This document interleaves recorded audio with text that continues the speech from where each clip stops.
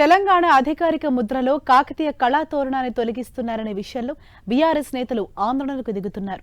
కాంగ్రెస్ ప్రభుత్వ వైఖరిని నిరసిస్తూ హన్మకొండలో కాళోజీ జంక్షన్ వద్ద మాజీ ఎమ్మెల్యే దాస్యం వినయ్ భాస్కర్ ఆధ్వర్యంలో ధర్నా నిర్వహించారు.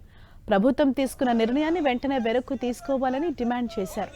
లేదంటే దశల వారీగా తమ ఉద్యమాన్ని ఉధృతం చేస్తామని హెచ్చరించారు.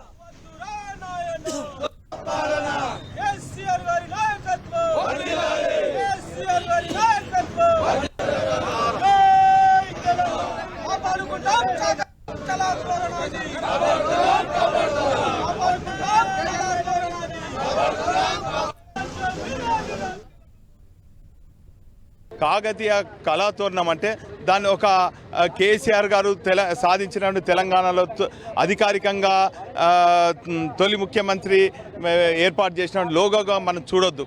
ఇది వేల ఏళ్ళ వారసత్వం. శిల్పులు, కళాకారులు ఎంతో నైపుణ్యంతో దానికి ఒక గొప్ప చరిత్ర ఉంది. ఆ కళాతోరణాన్ని కళ్ళతోని కాదు, మనసు పెట్టి చూస్తే అందులో ఉన్నటువంటి విశిష్టత తెలుస్తుంది. ఆ విశిష్టత తెలియక, తెలంగాణ ఉద్యమం నేపథ్యం తెలియక మరి దీన్ని ఏదో కేసీఆర్ గారు దాని లోగోను ఇది చేసిండని చెప్పి దాన్ని తీయాలని చెప్తే మాత్రం అది ప్రజలు దీన్ని వ్యతిరేకిస్తున్నారు. అందుకే నిన్న మొన్న కనుక చూస్తే వారు తీసుకున్న నిర్ణయాన్ని మరి ఉపసంహరించుకునే వరకు దశల వారికి ఆందోళన చేయాలనుకున్నారు.